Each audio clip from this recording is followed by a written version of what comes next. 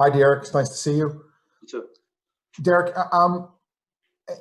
anytime there's an elite quarterback matchup, people always talk about quarterback one versus quarterback two. You and Sam don't play against each other, obviously. But how much do you like these matchups? How much do you like being part of, when it's you again, obviously not facing him one-on-one, but how much do you like being part of these moments where it is you against another really, really, really good quarterback? I love it, man.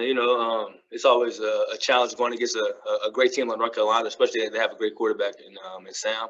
But like you said, I think our defense is well prepared. They're playing Sam, I'm not playing Sam, but it's part of you that wants to go out there and try to prove a point. Just win a game. I'm all about winning. We can win by half a point. I don't care. I just want to go out there and just have one more point than they do at the end of the game. So that's what I'm trying to focus on. I wanted to follow up quick on one other point. There's Trevor's in this conference, Sam, you, Ian. There's so many really, really good quarterbacks in this conference. Yeah. How did that? Did you expect that? Did you expect the quarterback play when you came to Miami to be this good, kind of almost top to bottom in this league? Thanks again. Yeah, I think the quarterbacks in this conference are really good. I obviously knew about Trevor and Sam. Then when the pandemic happened in Notre Dame, kind of conference, I obviously knew about Ian too. It's a lot of great quarterbacks in this conference. It's just a blessing to be a part of those guys that people would name as really good quarterbacks in college football. It's going to be a battle every week.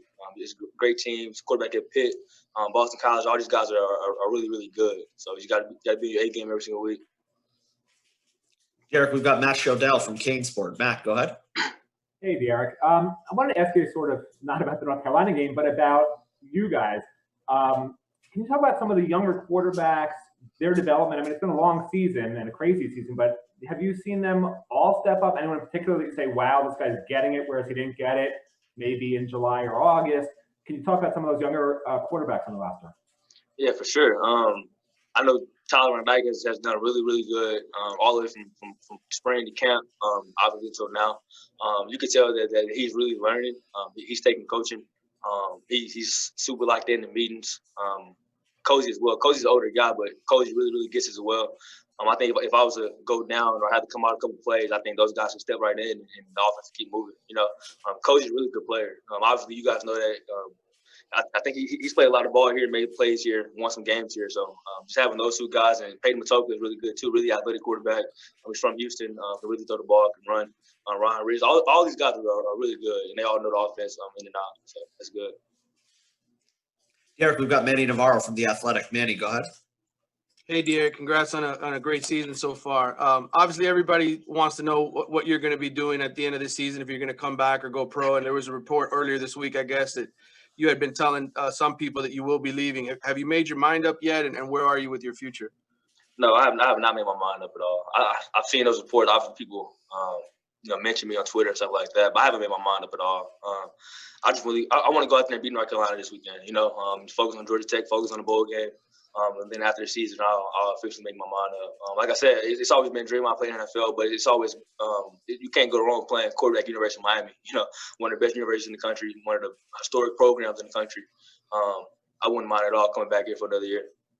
And then, obviously, the college football playoff standings come out. I don't know how much you guys pay attention to that. I know your goals are still in front of you. You can get to a New Year's Six bowl game. But when you see two lost teams ranked ahead of you, does that bother you at all as a competitor? Of course. I know I pay attention to it sometimes. You can't help but to pay attention to it. Social media, everybody mentions you and things like that. But, yeah, all those teams are great in the top 10. Iowa State, Georgia, they have two losses. We have one to the number one team in the country. At the time, number one team in the country to a damn good Clemson team. So I think it's a little disrespect there. I think guys feel that, and we just want to go out there, keep winning games. We don't care if we're about 1 point, 40 points. We just want to win and just show the country where we're at this program. Thank you. Derek, last one for you is David Wilson from the Miami Herald. David, go ahead. Hey, Derek. I actually want to follow up on something Manny, or you said to Manny just now about the idea of being a quarterback here at Miami, and you're statistically having one of the best years anyone's had here in quite a while. Just kind of, you obviously came in knowing some of the history of that position. What have you kind of learned just in your year? I know it's obviously been an unusual season, but about being a quarterback at Miami and kind of what it means to be having the type of season you're having. Yeah, it's a blessing. You know, it's been a quarterback here. When things are going well, you kind of get all the glory. If things are going bad, you get all the blame. You know, so that's what comes to playing quarterback here at Miami at a prestigious university like this with a lot of history. But I feel like me personally, I haven't got like the full atmosphere because of COVID and the empty stands, and you know, haven't really went out anywhere all year. You know, but it's great. I've learned a lot about the program and kind of like the pressure that comes with being the guy at Miami. You know, it's pressure everywhere playing quarterback, but especially at a university like Miami, where it's so high expectations every single game, every single year. Like it's been sometimes we won games this year on games that we projected to lose, and it's like, oh, but y'all didn't win by this much, you know. But I get all that, you know. It's University of Miami. They have big expectations, and I'm all for it. And then Rhett on Monday was talking about how he feels like you guys are getting that balance that you wanted, where you have a bunch of guys with 300 rushing yards, a bunch of guys with a lot of catches. Just where do you kind of feel like the offense stands right now, kind of compared to even 3-4 weeks ago? Yeah, I think like Coach last week said, I think it's kind of becoming more balanced. You know, we have a couple hundred receivers here and there. Then we have a couple backs with 1 or 2 touchdowns every week, and that's what we want. We want to be able to run the ball well and also throw the ball really, really well. I still think there's room for improvement, especially for me. I'm never satisfied. It's always stuff that we can get better at, which we will eventually. But I think it's right now we're at a good spot, so we got to just keep going, keep improving. I know you don't want to talk about the idea of you potentially going pro, but do you feel like that this offense is in a good position now to, even if you weren't here next year, be able to kind of continue off from the progress you guys have made? Yeah, no doubt, definitely. Like I said, I have good quarterbacks behind me. You know, Cozy is really prepared and ready to play. Tyler Van Dyke is really prepared and ready to play. Peyton Matoka, all those guys can step right in and play. You know, so I feel like if I was to leave, it'll be the same offense, same expectations. So yeah, I'm really. I mean, it's all good. Hey, Jaelan. Obviously, you guys coming off a shutout, first one Miami's had in a while. It does seem like you guys, as a defense, have just steadily improved as the year has gone on. And obviously, you're your first year playing on this defense, Quincy. You got a lot of important guys who are still pretty new here. Just, do you feel like the defense has gotten a lot better since the start of the year? Oh, absolutely. I mean, it's just taken obviously a little bit of time for us to really gel together and kind of really just kind of get into our comfort zones, both individually and as a defense as a whole. So I think everybody has individually improved on a week-to-week basis, and obviously that just makes our whole defense better. And the closer we get, the better we do, the more games we win. Like, it just all kind of comes together to kind of make what we are right now. Jaelan, we've got Matt Shodell from Kane Sport. Matt, go ahead. Yeah, hey, Jaelan. Obviously, you and Quincy have held up your end of the bargain. And this last game, the defensive tackles had some personnel issues, obviously, but still did really well. This is a whole different animal playing this North Carolina run game. So I want to ask you about the defensive tackle situation. Any concerns there depth-wise or anything like that? Anything where, if you can just sort of weigh in on that and how important that position is going to be in this game, in particular, the defensive tackle position?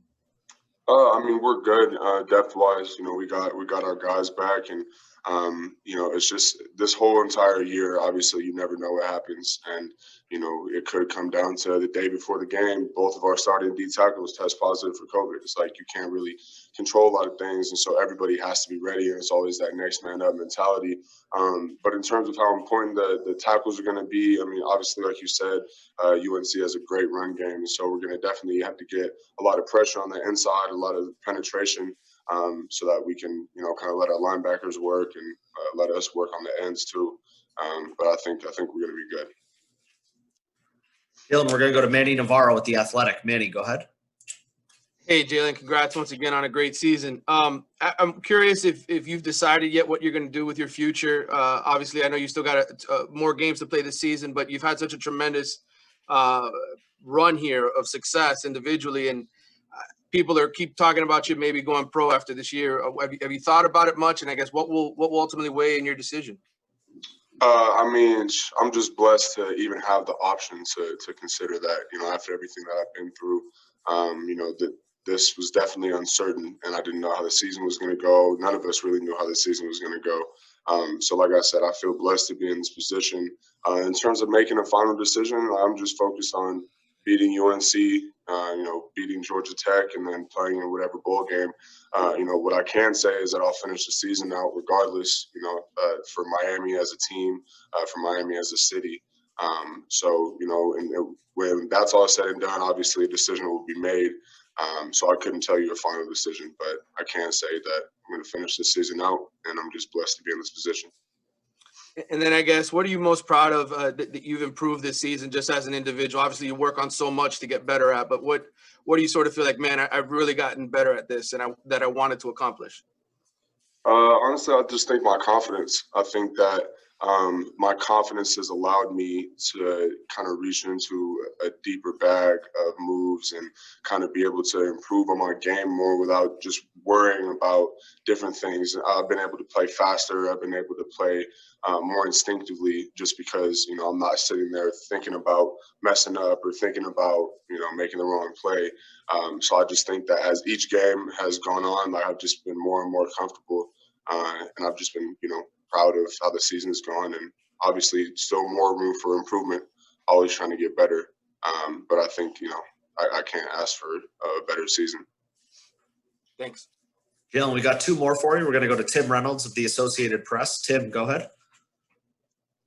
Thank you, Kim. Hey, Jaelan. I apologize for the lack of originality because I asked Gilbert the same question, but you guys are about to play game number 10. You have a good chance, knock on wood, to get to 12 games this year. Given everything that's gone on with this program, everything that's going on in the country, how fortunate do you feel that you guys were able to get pretty close to a full season, and knowing that a lot of schools would gladly trade places with you guys right now? I mean, it's a blessing. We had no idea what was going to happen, back in the summer when we were training out on the track, running 300s and 200s every day, just like absolutely killing ourselves, preparing for a season that we didn't even know was going to happen. So, every week has just been a blessing. Every week has been an opportunity for us to showcase our abilities and showcase, who we are as a team. And the fact that we've been able to do it for 10 weeks, even though we've had some time in between the games, even though we've had some bye weeks, it's definitely a blessing because, like you said, not a lot of other teams in the country can say that they've been able to play that many games this season. So I think that's just credit to, the school, credit to, President Frank, all that he's done, credit to Coach Diaz and all he's done to keep us safe. So, it's been a great season so far. I'm just looking Jaelan, at follow up. When you're running those 300s, how difficult was it to say, not that they're not hard enough as it is, but how difficult was it to say, what the hell are we doing this for? Like, how tough was it? Was the mind trick? Because you didn't know, you literally knew nothing at that point. When you look back on it, can you explain to us how tough the mental challenge of all that was?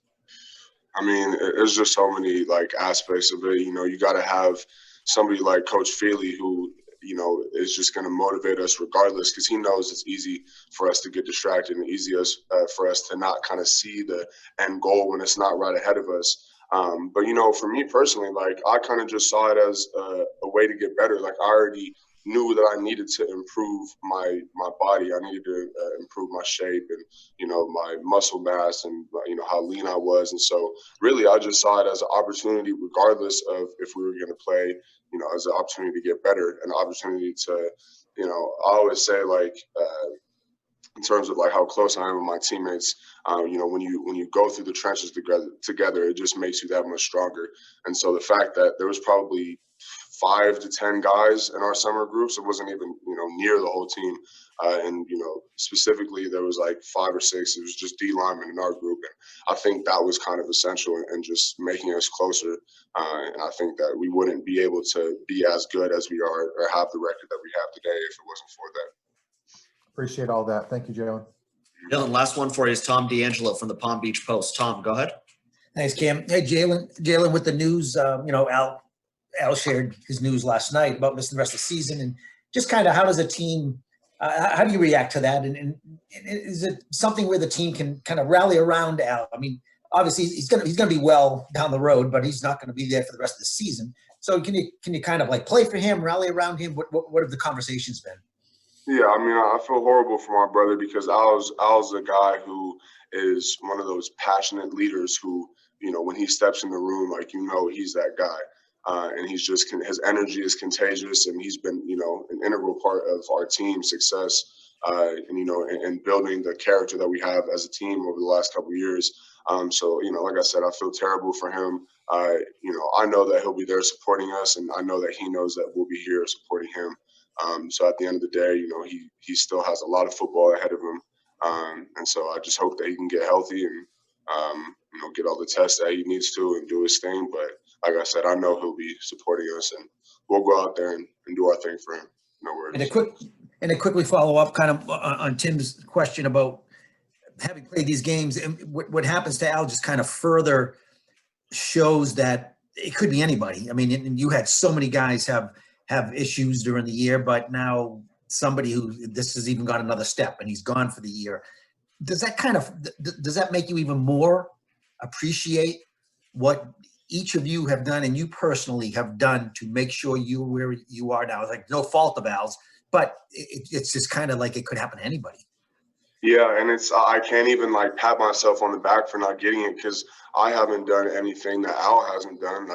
I don't think people are catching COVID because they're breaking regulations or because they're being irresponsible. I know people who live by themselves and stay in their house all day and they'll still catch it. So you're right, man. It does just happen to anybody, and we just gotta thank our lucky stars that it isn't us every day.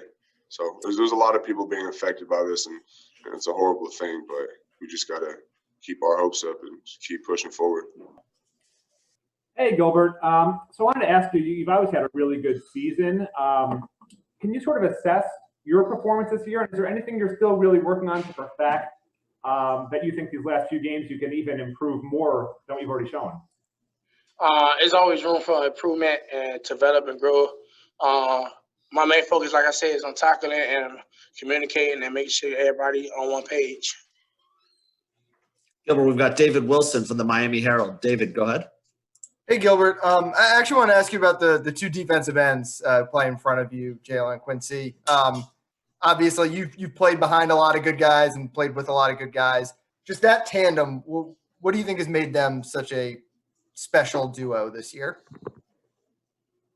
Those guys, both of them good.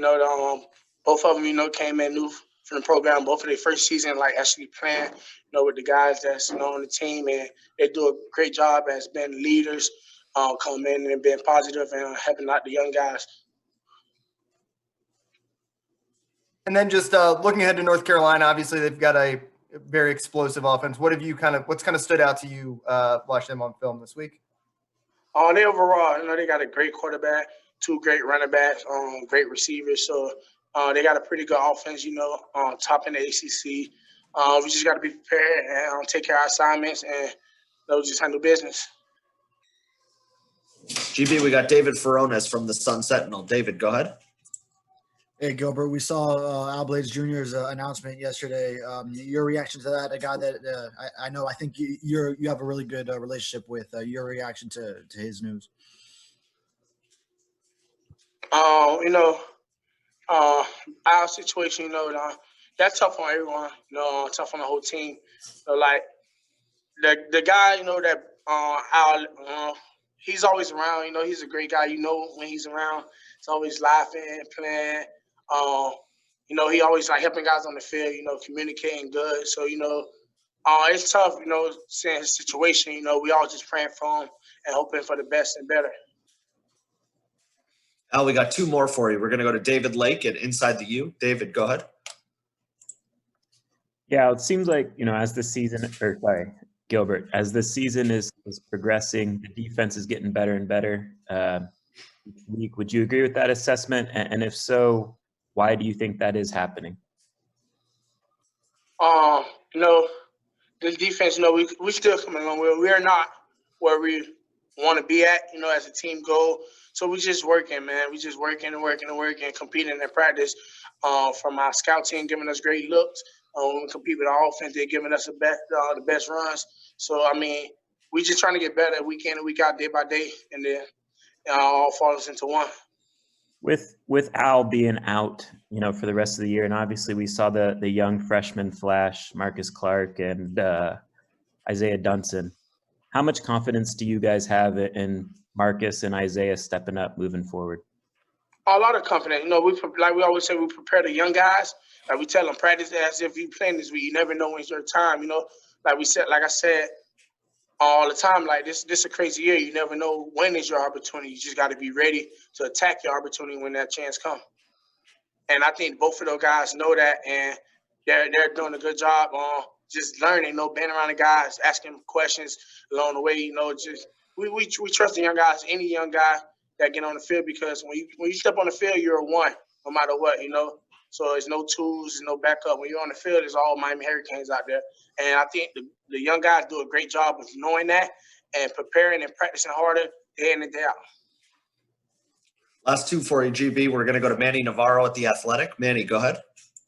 Hey, Gilbert, I don't think you were on the field necessarily for the play last year, but North Carolina, I automatically think of 4th and 17, that opportunity that just got by you guys. How much of that has been a conversation, if at all, this week going into the game and just making sure that, you know, one of those mental lapses doesn't hurt you guys again? We look into, you know, that play hurts, you know. It's there, you know, we know it happened. But we tend to move forward, you know, and fix all our mistakes from that game, from the first quarter to the fourth quarter. So I think we're more working on, you know, just technique and making sure guys do their assignment. You know, that play hurts, but, you know, that play was last year. You know, we learned to move on. And that's why I think this team do a great job at moving on and moving forward and playing the next play. Does it serve at all, though, as motivation? Like, do you guys ever, like, obviously, whenever things happen in the past, sometimes that you use that as motivation, I guess? Our goal is just to go 1-0 every week, no matter what the challenge is. So, I mean, you know, we lost to them last year, but our goals never change. You know, 1-0 every week and work hard during the week. That's it. Okay, thanks. Last one for you, GB, is Tim Reynolds from the Associated Press. Tim, go ahead.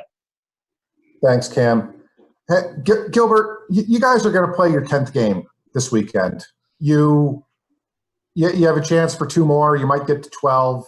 A lot of teams in this country have not gotten there. A lot of teams have 5, 6, 7 games, whatever it is. How fortunate, after all you guys have been through, how fortunate do you feel that you guys got a full season pretty much in? It's a blessing. You know, we had that little break, you know, I mean, but other than that, you know, it's been going good and smooth. It's a blessing, you know, with all what's going on in the outside world, you know, within us, you know, we can stick to being family, you know, because we all family here. So when one person goes through something, we all go through something. So, I mean, we're just grateful to have played so many games, and we're just taking advantage of our opportunity.